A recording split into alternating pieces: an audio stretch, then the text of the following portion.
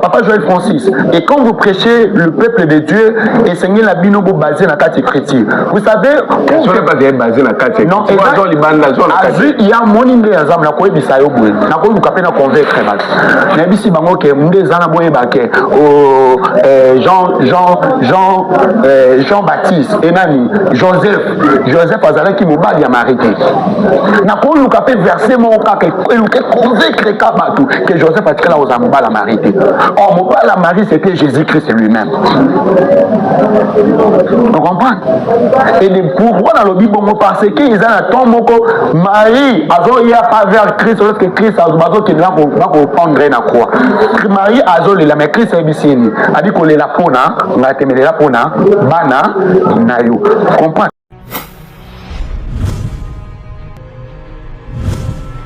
De Dieu aujourd'hui, leur enseignement, ils ont se conformer sous Ténanini, dans la Bible. C'est pour cela même on sait que, vous savez, le diable a au séduit Adam et Ève, c'était à cause d'un mauvais enseignement. Parce que l'enseignement, vous allez qui pire. Ne touchez pas l'arbre qui est au milieu.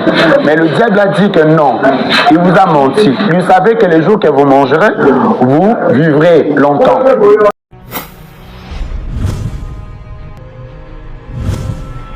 Salomon Alobaki a dit qu'il y a de sagesse qui ne vient pas de Dieu. Mais il y a aussi de sagesse qui vient de Dieu. Tu peux commencer à imaginer sur quelque chose ou penser comme si quelqu'un t'a révélé. Or, quelqu'un m'a révélé. Il y a un moment où il va prophétie, mon souvent va faire sa cabane. On peut sa prophétie, mais qui est à côté. Et c'est à côté. On se réfère à la sauté qu'il y a une histoire. Il y a Élie, où il y a une ça na Anne. Alors, il y a Anne qui a monnaie, on a quitté. En réalité, Anne a quitté. On est l'équipe. Il y a authenticité.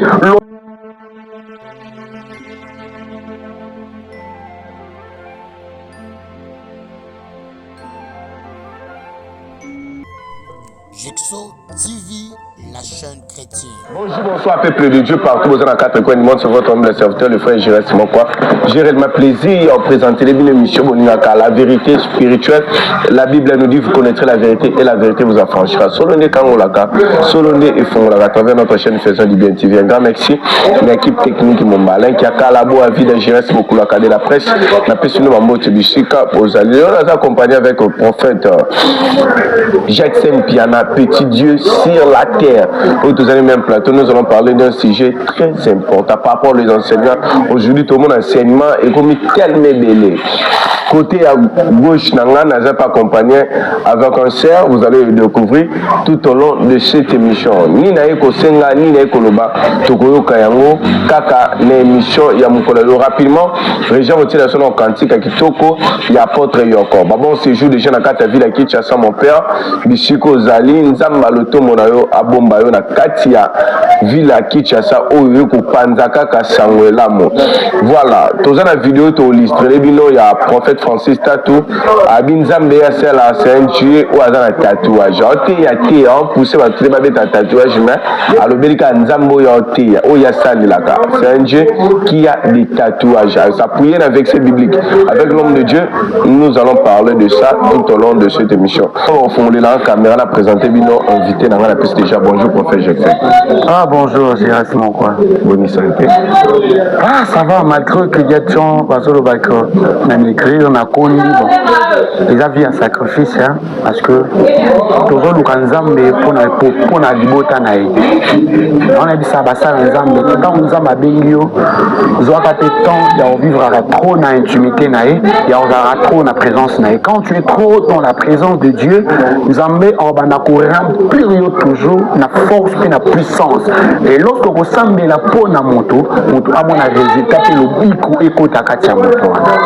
Voilà, merci prophète Jackson. Rapidement, tout le monde aussi, tous accompagnés moi aussi, notre soeur, je ne sais pas, Azanani, la moni une émission, je crois pour la deuxième fois, on a moné, pour la deuxième fois, je crois que le mot attend au monier pour une deuxième fois. Par là, que ça la remarque. Donc, c'est pour la deuxième fois. Première fois, il y a une émission. Awa, tu relèves la Likambu. Il y a un témoignage. Notre soeur a un témoignage où on a vivra qui joue tout ça, qui émission. Mais si Dieu fait grâce, nous allons parler de ça aussi dans cette émission. Parce que là, ma modèle au bas. Rapidement, l'homme de Dieu n'a pas de sang. On va te dire un témoignage à notre soeur au Combo Ezali. Maman Mbombo Annie, je crois boye bae na témoignage mo to illustré les bino d'ici là. Mais l'homme de Dieu tu banana le sambo bon to pour l'émission nous sommes collés. Na bondeli na kombo na Yesu Masia na tiki maele ya mwalimu santo eza na émission de début à la fin na kombo na Yesu Masia. Amen. Amen. L'homme de Dieu avant to ko na témoignage à notre sœur Mbombo bandito banana nous na vidéo na hauteur ko illustré à prophète Francis Tatou où il y a le bin Zambia c'est un Dieu ou un tatouage appuyant un peu avec ces bibliques au Yebi dans sa robe ils ont écrit Tina Kwisnae ils ont écrit le nom du roi Seigneur des Seigneurs. Est-ce que c'est vrai notre Dieu a des tatous? Bon, le problème d'aujourd'hui c'est que les hommes de Dieu c'est basé sur vraiment les chrétiens parce que la Bible nous a déjà informé, la Bible c'est là qui prédiction que dans les derniers temps, même la connaissance est que ça forme mon sous. C'est-à-dire que la connaissance augmentera. Et de même aussi, augmentation de la connaissance, et aux attendants la connaissance, il y a ma lame. Mais ce qui est important, la Bible dit devant vous, je mis des chemins, le bien et le mal. Mais moi, votre Dieu, n'a préféré que vous pour l'année, Zélane, il y a ma lame. Son akati ya boye bi oyo. Parce que baye bape que ezana boye bi moko ezana animé na puissance moko ya divination. Ezana aussi na boye bi mosusu ezali animé na puissance ya divinité. Comprendre? Na déposition wana ici ko lelo oyo. Basali ya nzambe ba se référer souke na kati ya Bible. Mais ba komi ko s'accrocher trop na niveau ba bagage intellectuel na ba imagination leur pensée. Parce que la Bible dit ceci, lorsque vous verrez les prophètes qui prophétisent dans l'air et dans l'imagination, il faut qu'on lapide. Voyez-vous, qu'on mette à côté. Parce que la personne devient directement anathème. Apôtre Paul a confirmé, lorsque vous dit mutate bino maté à Ogungai, maté à binoté, ce qui est mutana anathème, il dit azada di banda. Il y a beaucoup de hommes de Dieu aujourd'hui, bazaba bon prédicateur, les gens qui prêchent bien, tout est bien. Mais aujourd'hui, ces gens-là, au lieu de guider vers un bon chemin, ils désorienter. Il y a équation, qu'est-ce que c'est? Les gens ne comprennent pas, ne savent pas que ni toko sala, ni toko sani, toko ki komeka kolanda. Au moins, ils pensaient aux Ezalaka, l'Apocalypse, si je ne me trompe pas, l'Apocalypse 19-16 comme ça. Oh, c'était que Jean de Moutaozouanini, vision. Oh, vision, oh, bataille qui. Je suis un prophète, je suis nakenaza mutu oyo nakenaka ko siéger na kati ya ba réunion et ba fils d'Issachar. On le fils d'Issachar, ce sont des gens qui voient des choses que koko balobi, oyo kozala lobi. Yango na ebisaka bino ke na mboka oyo na loba, pour na est, na loba ke na moni goma ekweya. Après une semaine goma ekweya. Na moni boyeboy, makabutu na loba ekokisa. Il y a beaucoup de prophéties batuba kende même aussi à la chaîne il y a Jexo TV. Il y a beaucoup de prédictions, de prophéties lignes dans l'Oba. On continuera toujours pour l'Oba. Et Kokisama. Il y a moi dans l'Obi, Nazana Katia lignée. Il y a ma fils d'Issachar. Lorsque je dis quelque chose, Magabon a l'obéissance et ça accomplira. Et de même aussi, n'a pas expliqué, penser au verset Oyo, le lengue Oyo, Bango basé expliqué. Pourquoi? Parce que Bango bâti parti à Bomutu. Il y a Zoto Katina Bango. Mais moi, je travaille en esprit. Lorsque Jean a monaki na quiz, il y a Seigneur, commis le roi des rois. Et prophétiquement, ils ont expliqué que l'Éternel qui est notre Dieu en train de présenter en Jean son autorité.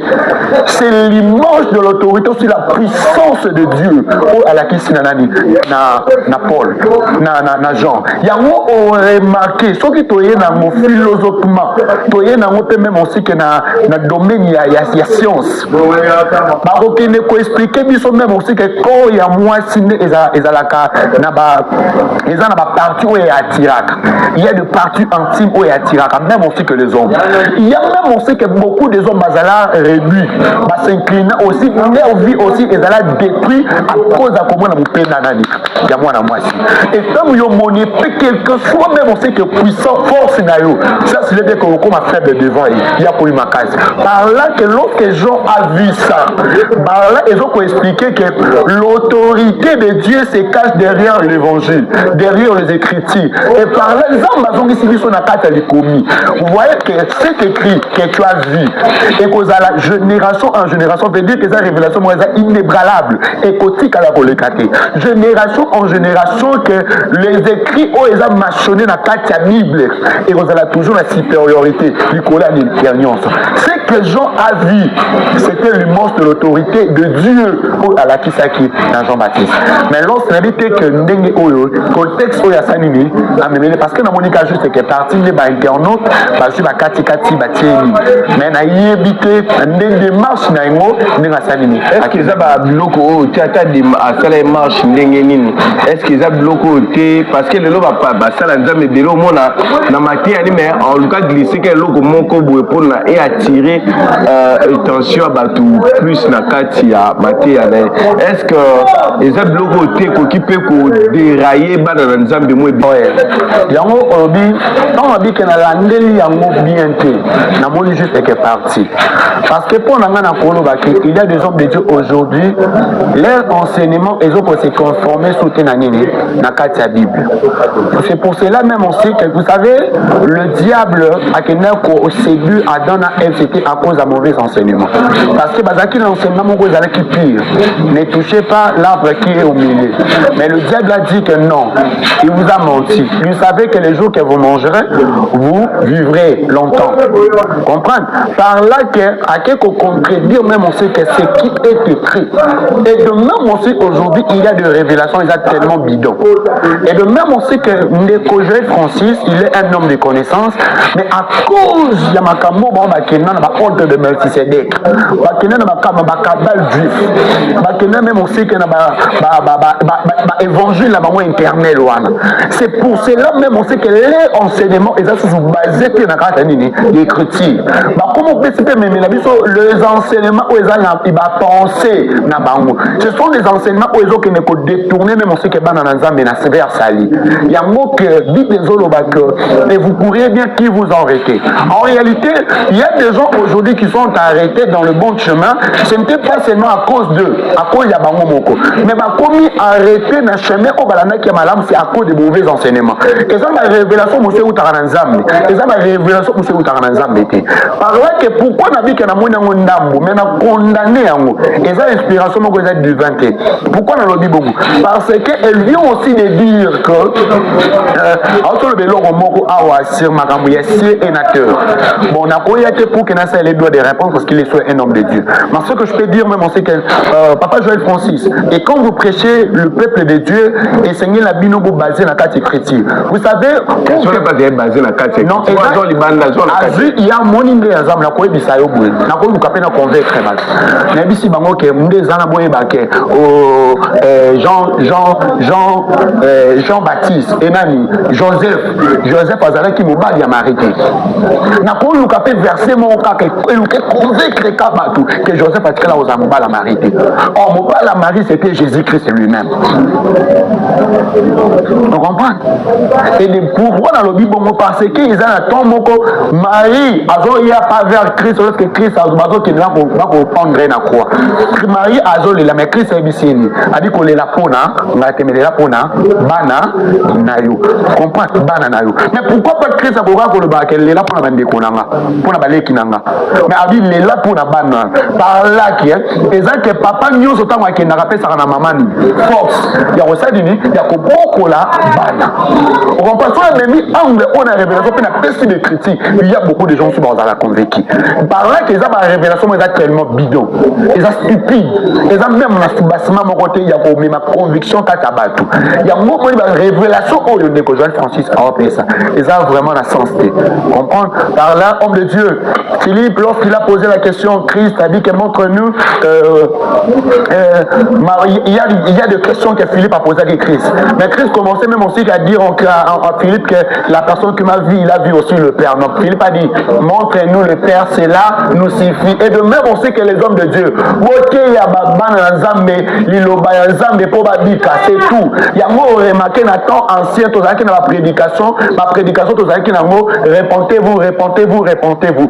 Aujourd'hui, il n'y a pas de prédication de répentez-vous. Ma prédication est comme elle est là. Vous ne savez pas que des poteaux, il y en a Samson à Simbaki.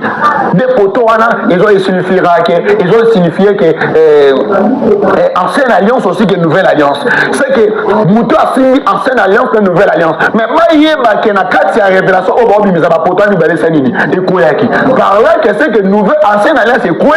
La nouvelle alliance, c'est s'ennuyer. Et quoi, il fait? Bon, mais mes révisions sur l'alliance, c'est Sikakas. Comprends? Parce que ma quoi, c'est les poteaux. On va expliquer la révélation, on va du marqué. Ancienne alliance, la nouvelle alliance. Autre, la loi et la grâce. Par là, c'est comme il y a poteau, on a dit, des colonnes, on a et quoi, c'est que les fondements, et quoi? Motique les enseignements sataniques dans quatre églises. C'est pour cela qu'aujourd'hui, on nie que même on sait que les Saint-Esprit prêchent dans nos églises, mais il n'y a que le diable qui prêche. Il y a un moment qui a moutoyé dans quatre églises, à yéna les soumou, à yé à son imana les soumou, moutoyé, occultiste, a commis partenaire dans quatre églises. Le pasteur a séduit à cause d'un bon mot à mon épanami, et pas occultiste. A donc fixé le regard de Dieu dans quatre vie. Or, en réalité, la parole de Dieu vient juste pour transformer de vie.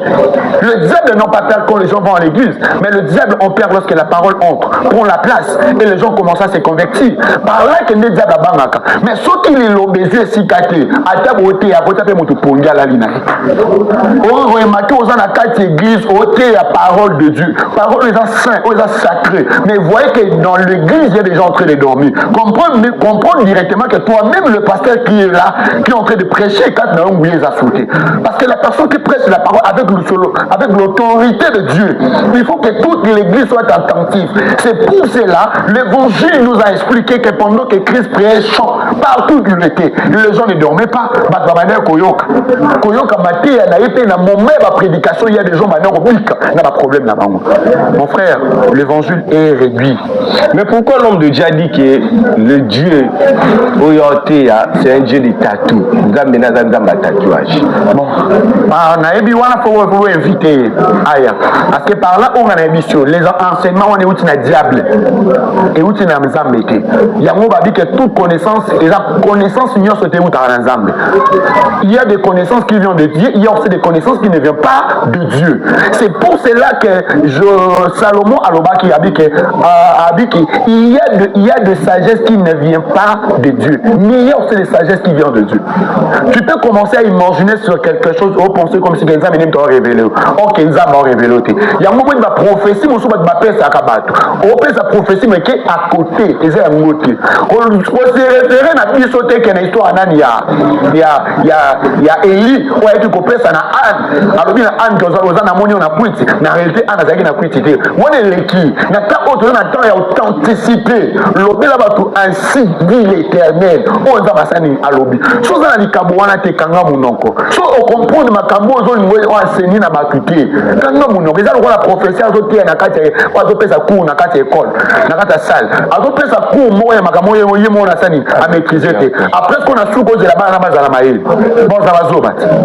Voilà. Merci l'homme de Dieu, tout qui m'a simangonga. Tous ont image à notre sœur, tous en même plateau, Pesaka, les solos, l'autre fois, où il y a Vandaka na point, biso zala likolo, si je ne me trompe pas, région entière, biso Vandaka na point, il y a église, où Lobaka, qui est les solos, je crois, orienté biso, dans les solos, aux arômes, on a orienté biso, parce que image Yangomoko et Loba, Régie. Voilà, merci la régie na élément botier biso l'homme de Dieu tout la histoire topé bisolo ya ndeko mwasi obetaki yende to fane awa sikoyo zemiango elungwa to ilimwaki to ezalaki nini réellement parce que azala été na délivrance na mona kaka nengo beta bisolo ya notre sœur. Bon, la sœur ozalaki jour oyo bayaka na ye bayaka na 3 ya tikalaka ya ka internet awa pour que to landela ba service ana ko vivre dans des komo ya mombele na commune na limité banova na salon na kumoko bakuta na yi na bandal kota yesu nijibu na bandal balingana ka après papa ni bano vivre ya sœur ayo ko ma représenter ka ko na nini azini so na kati azini oyo ko mana wana avandi na kumoko na mobali akovanda kumona mobali famille na ye ba yebi kaza pa na mobali na mobali pa ke na sala ba droit ne ba sala na famille avant ina mwasi po yemo wa soin zimine c'est zimine ko ma 8 mois mobali ya osali oke na on déplacer dans sa bon voyage moko mais voyage on a dans sala dans un mois temps muki mais yo ndoza bo bana to no vivre na yo na no moni et pas na biso te pour déranger ka mona bande ko nanga zo mbongo oyo apesi $3,500 apesi na pela mamo boye so na kati ya sac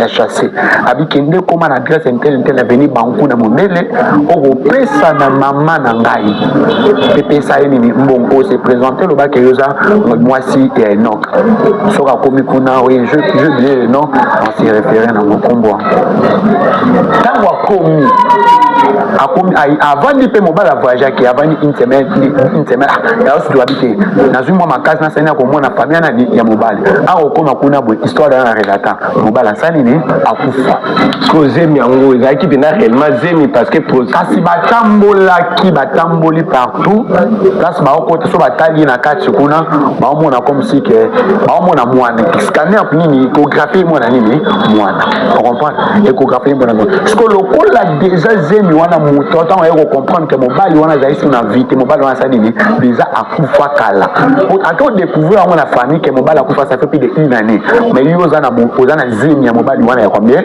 ya 8 mois mobile akufa 1 année déjà yo za na zemi ya 8 mois émotion wana poya ki ba o memi hôpital ba traiter azongi après ba o keni l'église ba bi que ndezabo ezake mobile wana za na posa abota maso azonga po ça la vengeance ba to ba ça ni ba ça la ki mabe penda za na soka boti mwana na yo ça ni akufa l'église to atambola ke solution ça ni et puis ça miti azaka na kawana après tango yo kozonga sur hôpital ba otale ba mona su mwana ça ni azake comprendre ba mona kaka libumeza na ngo poelele o ezase ke ça ni malade parce que hôpital bandima que réalité makambo explique bandima que ba mona ngo ça ni malade il faut pas nous kaba opérer ma maladie ba yo lande ba ko te sous échographie ba mona ke za myome mais ça il faut pas opérer ba ke na temps l'opération boye so ba nous ka malade ça ni et mona na te yango moni jour o ya quand c'était le 3e jour il y a service on a ça qui nango na ye on sambela ki nzambe to prier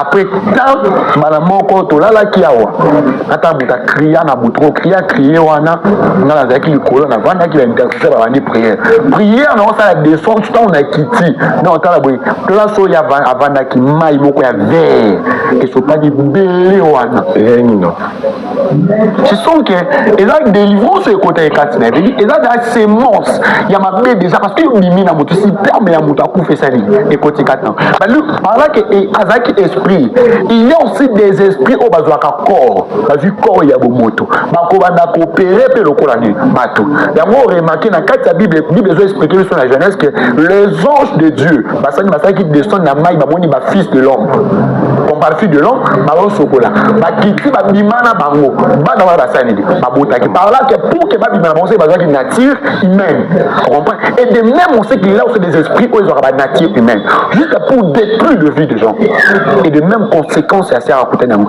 ya on a vu ça rabattre bilé tango vie relation moko na mobali moko luka oyeba famille na luka directement oyeba origine na oyeba place ça et ça va ne comme ça basi le bazo vivre vraiment conséquences ba kuta na conséquence il y a makambo ya kutana nango lelo oyo peke vina bango beba pourquoi bimana moto bale moko akufa o bimana mwasi moko akufa yo za na sentiment ka okuta na mobile moko akabela ko mbongo apesa ko mbongo asala ko nyonso mais oyebi place oyo ya bibaka te oyebi ndako ya lala ka to yebi mama no te ni bandeko na eti ya bo conséquence oyo komilaki na lycée tant on va vivre na mobile c'est vrai que mobile za na vie bien mais na kati ya c'est azana likanisité te na yé ba famille nani ya mobile so yé aro ko koma na posa ko ba famille mobile da ze mesene ni ekoti kati na ye conséquence yo tani zemo ya zana ngweze ya mutana asani akufa yimoko ako expliquer kino moni aye lelo awa boy parce que en réalité ebi ke ngai babiloko yo na ko lekete mais yimoko azana posa a témoigner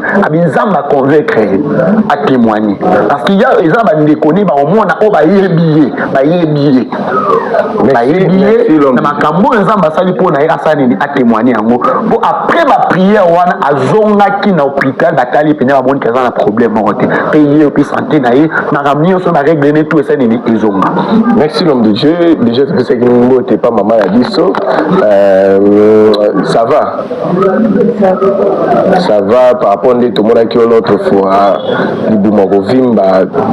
c'était réellement quoi juste est-ce que réaction ni salima qui après avoir comment on a bama wana nyoso ko bima taki yo moko moto nzamba big c'est ça là qui on dit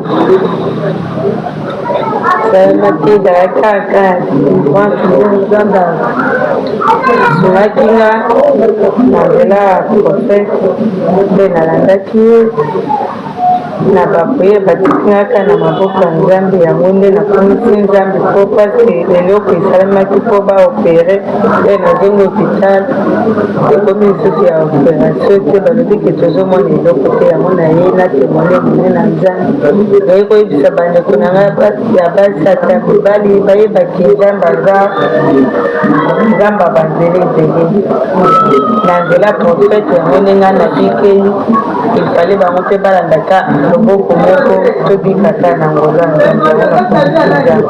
moi mobala lolotaka ye obi omonaka ye lisusu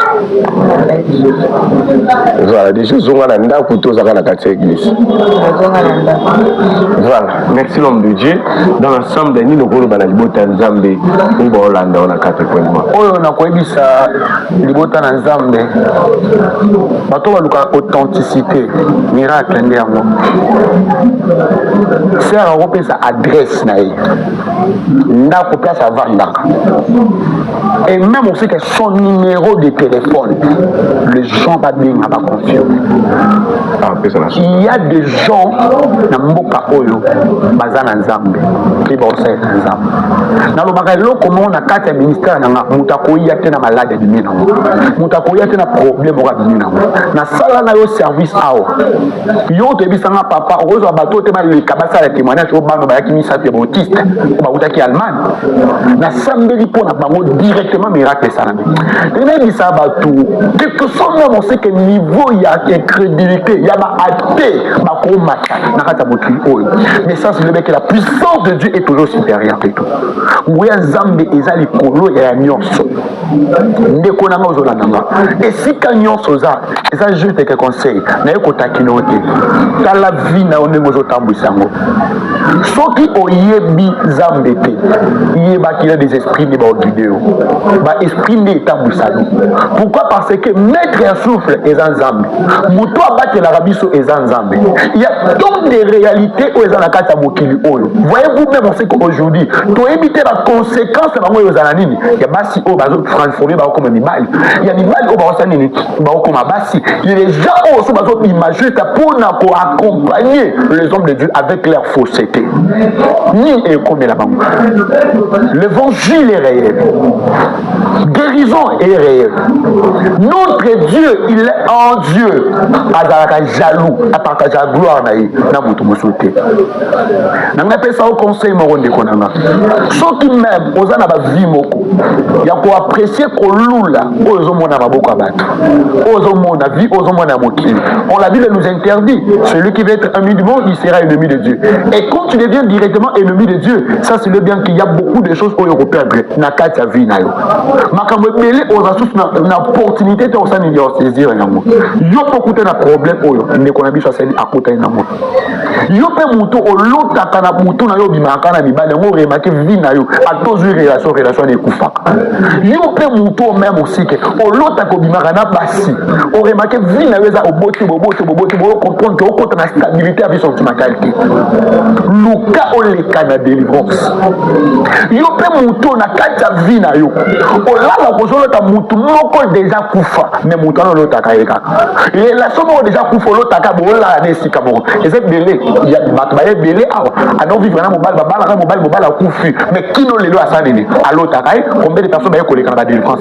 Ce sont des choses que la vraie et réelle.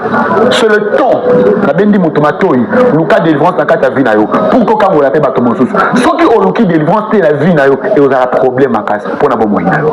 Merci, nous sommes arrivés pratiquement à la fin de notre émission. Pendant quelques minutes, Touti Kilo TV, Touyaki a Tokuti Wabuka déjà parti à l'église parce que la Teki le Pango.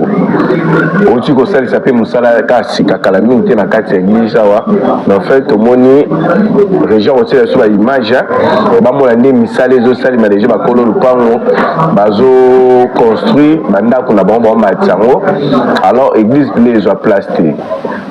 Msusu mbongo oiza awe kokate kozwa place mususu pendant quelques minutes yo mutu nzamba otiona mutema nzamba kosunga yo pona kosunga musala oyo église ezwa place papa pendant quelques minutes na kolo beloko moko bozela biso kotika biso na nute oyebi ke lelo oyo eza na bato ba préférant azwi mbongo na ye akopesa musicien ayemba ye mais tant apesi musicien ayemba ye po aza na gloire mais na tant oyo okota na bese mission na yo ozongiselo te oyo esa nini opesaki oyebi te ke mbongo oyo opesi nini oyo akosa nini akosala nango yela nanga occasion yango oyo po eza miziki te eza mpe na disque moko te toosala juste pour que ozala koni na mokili bayeba yo ke bayembaki epa intel bayembaki epa José Nzita bayembaki epa Franck Moulage mais na ngai biso eloko moko luka sala art moko parce que na kati ya prière ntango so okosambela na vie na yo ozwi ta ya kobondela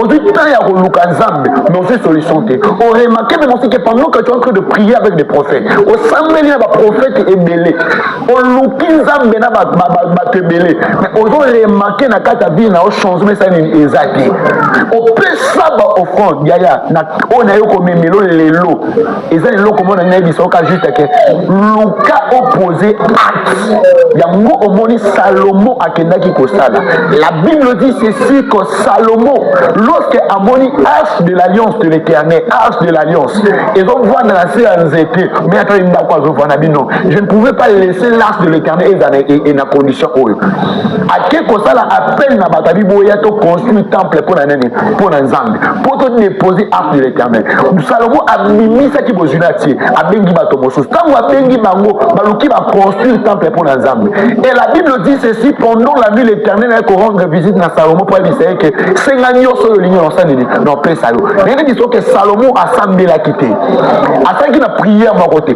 mais c'était à cause de alt oya sanini a posaki alt oya salaki yango eselaki que nzambe ya lola a rendre visite nzambe répondre que nzambe kata Bible balobela ka directement que Salomon mais Salomon azali type ya ba onyoso va contribuer qui pour la construction ya temple et aussi que leur vie ezala bénie génération en génération la Bible dit que Jésus-Christ a rencontré une dame qui était courbée lorsque Christ a coutani naïe la Bible dit quoi Christ a dit qu'elle aussi c'est la fille d'Abraham pourquoi Christ est référé directement à Abraham tandis qu'il a rencontré une fille qui est courbée na kozonga na expliquer bato baebanga soki Christ a se référé à qui Abraham parce que Abraham a kenon reçoit dîme de dîme à kopesa na Melchisedec Melchisedec c'est lui-même Dieu parce que Abraham avait construit des choses de temple. Parce qu'Abraham aussi, il avait accueilli les anges dans sa maison. Abraham a dit qu'il y a un sacrifice à juillet. Mais vous connaissez 3 personnes qui les invité par Ibo et Nanda Koulamba. Adibo les katena sur Wabila Tamakolo. On va dire Abraham a Salaki. Il y a un qui a Isaac. Il y a un vie na yo. Au cause de la Isaac, vous allez voir les pamboli na vie na yo. On loue on a repris ça na ma prière aux yeux à moitié. On loue même on sait que Kena Sala Bona Sala aux yeux à moitié. Il y a Isaac Aya qui a rajouté à ce qu'on posait acte. À travers acte to pose acte. Des hommes à Koron Gabi sur visite. Na zone de la motomoko. On a mis à soutenir Moussa Nzam. Ceux qui ont yoki émission au la mine na zoloba. Na zone pose aux la toucher na la toucher. Église ils en a quelque part. Ils en a quelque chose. Na maboko. Parce que par totalement plus de 3 places mobile. Ce sont des combats. Totalement plus de 3 places. Ma 3 places au totamoli. Sous kanango photo ça mate kaka nini et sikawana. Et de même aussi et sika o ezote kama. Na sengi na biso to za pose to luke sika ko futé la té. Qui noto logo aw. Et ça déjà na lié moko ba bongi c'est les biso. Et ça déjà na place moko ba proposer biso. Mais tozo zanga makoki. Tozo zanga makoki pour auto zanga ngo eza insuffisance. Yaya ozana 1 euro, ozana 10 euros, ozana 20 euros, ozana 50, ozana 100. Selon mon juinayo, Luka ont contribué pour l'achat parcelle. Parce que ceux qui ont soumis et sika, totongi et sika wana. À chaque temps, batu bakobanda koya na temple bazo sambe na nzambe. Yeba ke alliance moko yo sai na nzambe zo koganga. Génération à génération na yo bakomona ka toujours bola mwa nzambe. Papa ozolo kanga, maman ozolo kanga, ndeko ozolo kanga, même aussi mosala nzambe. Parce que Bible ozolo baboye. Partager aux autres ce que tu as reçu en l'éternel. Tant que vous avez soutenir le ministère ya moninga na yo, ya collègue na yo, nzambe pas motia maboko na nini, na musala na yo. Mais soki yo ozana motema, ya ko soutenir te, eza problème na yo. Mais na sengi na bandeko nyonso, o message na kola na prophète Exen Piano. Je suis là votre prédicateur, je suis là votre serviteur. Il y a des gens, même aussi qui n'accompagnent pas la prière. Il y a des gens qui ont expérimenté nzambe na sengi na bato nyonso. Bosunga biso pour que to construit temple pour nzambe to somba esika pour nzambe papa Guilain Tokoso na bengi mama Nathalie na bengi même aussi que ba mama ba ndeko Shaida na bengi bino nyoso bo soutenir mundeko nyoso yo azoyo kanga esika nyoso yo zali luka ke o contribuer parce que entre yo sala eza comme si que construction hôtel oyo tongika pour na ba ya bosambela te mais otongi pe hôtel pour na vie na yo nzambe asala kati na yo to fongoli porte to fongoli maboko te ko senga pa na bino te ko lele pa na bino parce que soki yo sungi l'œuvre de Dieu nzambe pas ko sunga œuvre na yo parce que la Bible dit ceci lorsque bino bokozala na musala na ngai pe na kozala na bandako na bino na kozala mabota na bino pour que nzambe azo soya mabota na bino et sengela yo pe ozala toucher ya ko soutenir œuvre ya nzambe la Bible zoloba que lorsque que ba disciple ba vers Christ ba bisé que ba do ya po ba ye pour que bazwa mbongo ya impôt ya kofuta pona nini pona temple Christ abisi bango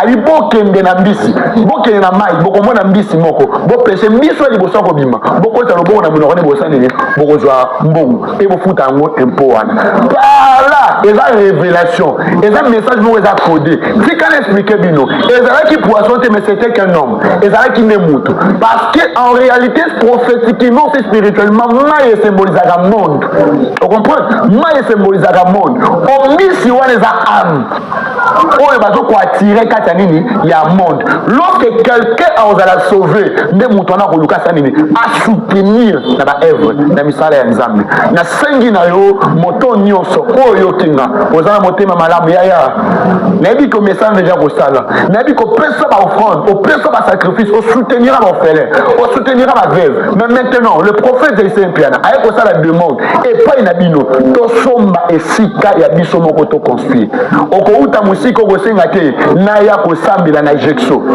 okouta musika na ya kosambela na église ya prophète Exen Piana oya ke tango yo komebi non contribution na nesa nini ekota na kati sika o patika na lakisa bino eloko moko na pesa ta merci na ndeko oyo asale biso art oyo nzambe apambola ye génération en génération même aussi que ses enfants baye bana kozala béni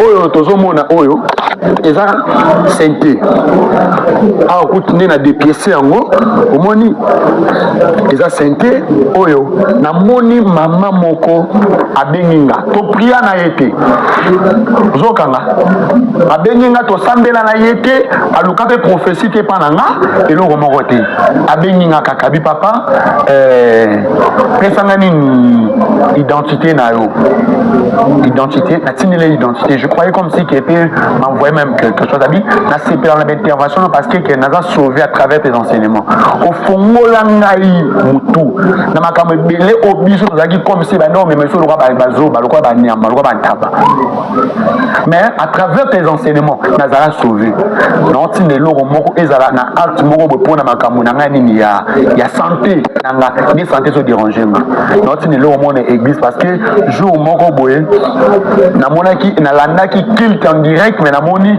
ba clavériste bazo déclarer que santé ça nini ebeta bien te nayokaki bango na culte en direct ezaki na nini na kati église na omona aotina na uti ko récupérer ngo lelo santé ya sika dès que moto asali déjà archo est-ce que boka oki ko na kati na ye problème nyonso oyo zana ngo ntama osani osala kati na ye yaya nanga to sengi na biso instrument église te na bi ko zape na motema ya kosala ngo mais auto sengi na bino boluka ozana 1 euro ozana 10 euros ozana 20 euros nyonso ozana ngo moni ke tenga na opesa 500 tenga na pesa nyonso to somba yango mbala moko et osala bien parce que na uti omona collègue nanga awa s'inquiéter ki makasi mama nini ya église mais na moi mutu moko ateli na sombi esika na bina sali yango pona nzambe aujourd'hui directement après avoir kosala ngo ba uti olomé na ba côté na kata cabinet ya présidence akomi parmi ba conseiller c'était à cause à archo asanini oya salaki ya na kati ya vie na yo pona solution ya ba problème to déranger bana na yo to déranger vie na yo to déranger kobota na yo